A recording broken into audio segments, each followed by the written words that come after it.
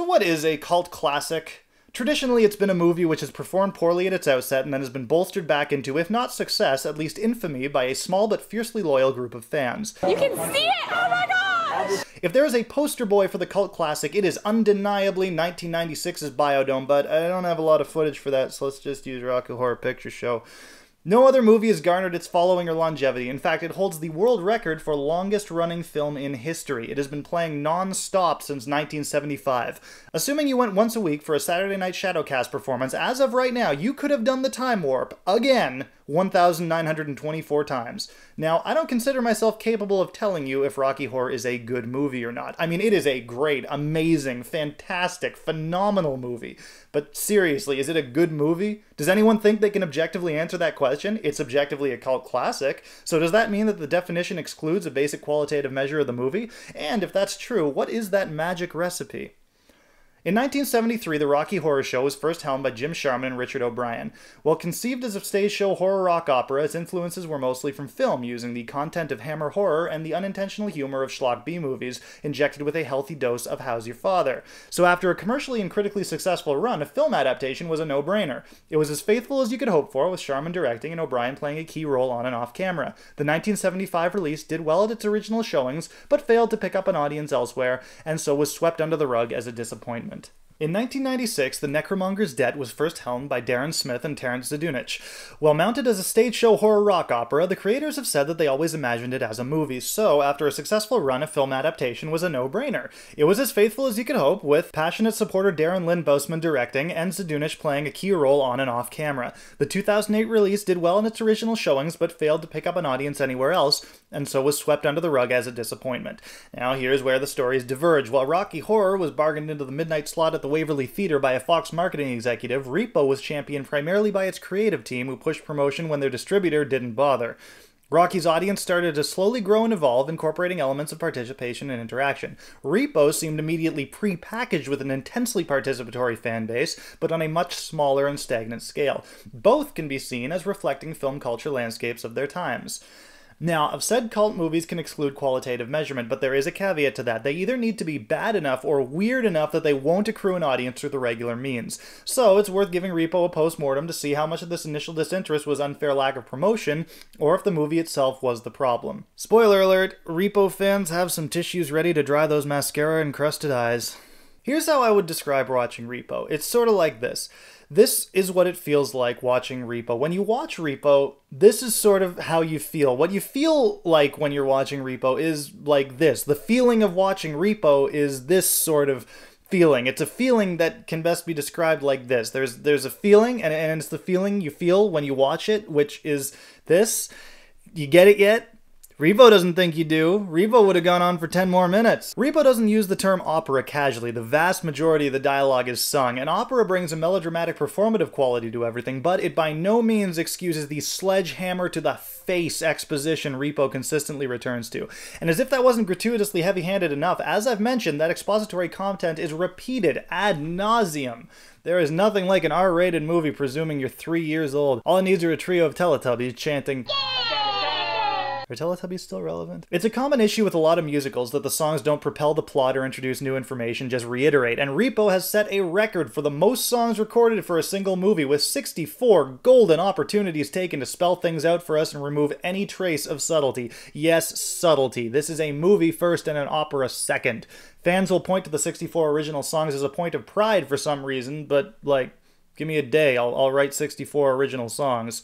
I'm pretty sure that 48 hours after watching the movie, the only song anyone will even remember is Zydrate Anatomy, which, surprise, just reiterates 2 plot points.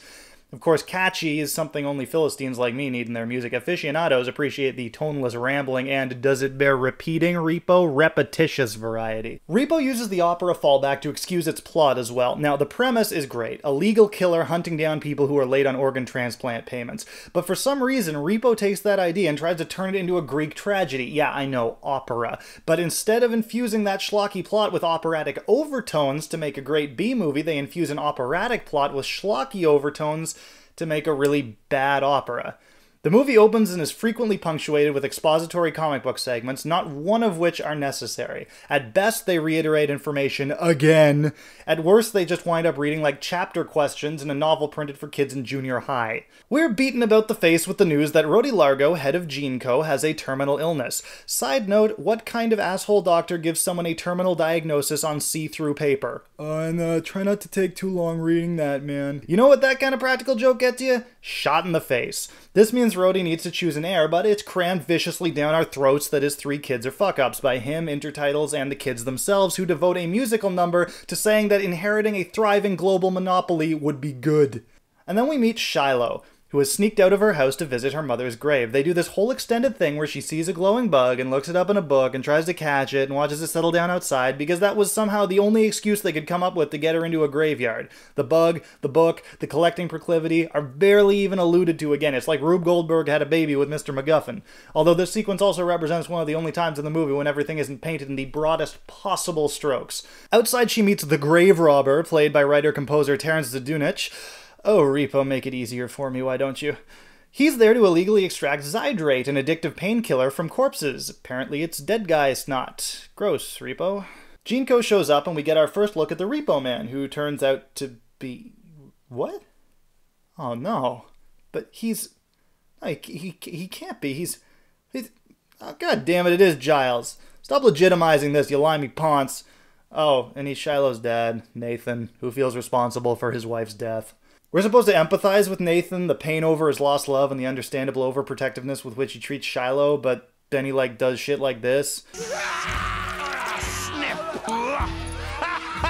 He's got to do it! Got into who? I'll tell you, man, you're making it real hard to be on your side here. And from some passionate solos, it's almost as if we're supposed to think this is all reasonable. Like, yeah, if I felt responsible for my wife's death, I'd probably gleefully disembowel people too. Oh, wait, what's... Oh, poor mass murderer. Rhodey calls up Shiloh and she takes a ride with him. Wait, who is he again? I'm Roti Largo. I know. I own GeneCo. Oh, thanks, Repo. I'm a complete fucking idiot. Well, turns out Rhodey was in love with Shiloh's mom until she broke his heart by marrying Nathan. Seeing Shiloh as the last part of her he has left, he decides to leave GeneCo to her and cure the blood disease that keeps her locked inside by her father. Suspiciously conflict-free plot we got going on here. In fact, the contrived drawing out of this story is just thanks to Shiloh being a useless, whinging mope of a girl who is incapable of making her own decisions. We're less than halfway through, and the movie has already set everything up for the conclusion. Rhodey is poised to give Shiloh what she wants, but we assume there's a scheme in there somewhere. Nathan's bound to being a Repo Man lest Rhodey reveal his guilt in his wife's death, and everyone's waiting for Shiloh to inevitably find this all out. She finally embodies a persona more annoying than wispy and passive with a grating punk rock performance directed at her overprotective dad. 70, Mama Drama's got to go down 70. Nothing's gonna bring her back. Hey, hey, hey, hey, hey, hey, hey, hey. You cannot control me, father. Daddy's girl's a fucking monster. Oh, Jesus, thank you. When a one more. Okay. When a montage number precludes the stage show finale... Oh, they're just making it too easy. It seems absurdly anticlimactic. So little has actually happened so far that a bombastic setup seems desperate. Like, please care, please. Well, it turns out that Rhodey's big plan was to reveal Nathan's true nature to Shiloh at the show and then offer her the cure and GeneCo if she kills her father. Like I said, Greek tragedy. I no longer trust you, Dad. Shiloh's reverted to being a mincing coward, so Rhodey shoots Nathan. He and Shiloh have a moment, and then Rhodey dies on stage. And, the end. Seriously? The end? So wait, leading up to the finale, no one cares, so they pull a big "here we go" number to make us care, and then turn around and cop out so hard that we think they never cared in the first place? No, Repo. Bad, Repo. Bad. Shiloh wanders off with no cure or family. Paris Hilton inherits GeneCo for no reason. Grave Robber gives us a surprisingly expository coda with comic book reiteration. Satisfying conclusions are for Philistines. Aficionados appreciate the nonsensical, meaningless variety. Content-wise, Rocky Horror typifies the midnight movie. Campy, strange, sexually charged, but if I were to pick one word to describe it to a virgin, it would be silly. Say, do one of you guys know how to Madison? Rocky Horror is unrelentingly silly, which is something a lasting midnight movie really needs. Repo is not silly, and it takes its melodrama far too seriously. Yes, it has frequent moments of comedy.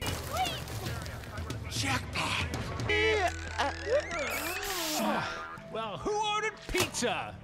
I could sure go for a slice. But it takes an off-putting, subversive attitude to them, implying, yeah, we're making light of violence and death. What are you gonna do about it? In its most aggressively violent scene, Rocky Horror still shies away from the overt gore and balances a lighthearted atmosphere, so we know that Eddie's death is a spectacle more than a somber moment. But Repo so clearly wants us to care deeply about its characters that the flippancy of a sudden tonal about-face just alienates us. But beat on Repo for long enough, and you kind of start to feel like a bully. It's not like this is a juggernaut release making inexplicable millions. It's a small project made by a passionate few, to which Lionsgate, after taking a chance on them, gave them a big middle finger by cutting their losses and doing minimal promotion for the film. That left it up to the creative team to push it themselves, at which point it was pretty clear that it would never be a breakout hit. Yeah, Repo was bad, but so what? At least it's trying to break limited ground. The real riling it does isn't in the content. It's summed up by a little oxymoron on the film poster. Director Boseman seems a little sheepish on the issue. He says in interviews that he would not have used the quote on the poster, but he goes on to defend this assertion, and sure, who wouldn't want to claim that about their failing movie? But it says a lot more about today's audiences than it does about the underhanded market exploitation of the creators. You heard how Repo came to be. It was a fairly organic process, not a calculated studio move to corner the goth chick market. Instant cult classic isn't a symptom of Repo deserving to be a cult classic, it's a symptom of audiences really, really wanting one. The organic process stopped at release. Which sounds like lyrics from Rocky Horror. One of the explanations for Rocky Horror's rise in midnight popularity was that it provided a safe context for gay pride. The sexual revolution had swung its hips, but homosexuality and transsexuality weren't exactly accepted in America so much as lynched.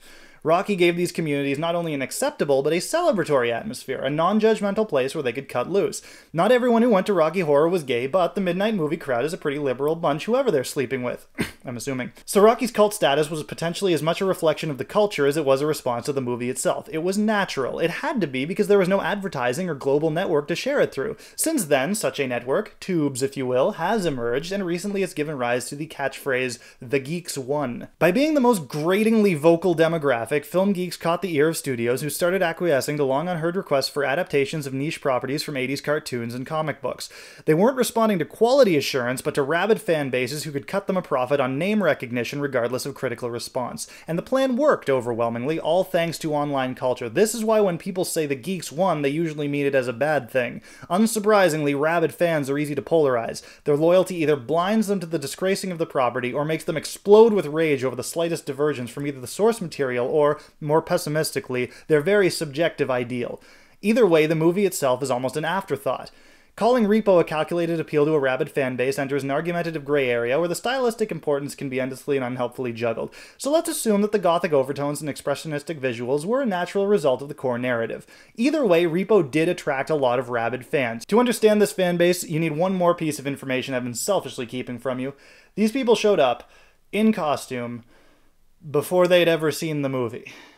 Oh, it's funny for a little bit, and then it's just really sad. Because there is no underground anymore, really. The most deranged, depraved movie can be found from a comfy Starbucks chair in between sips of a latte.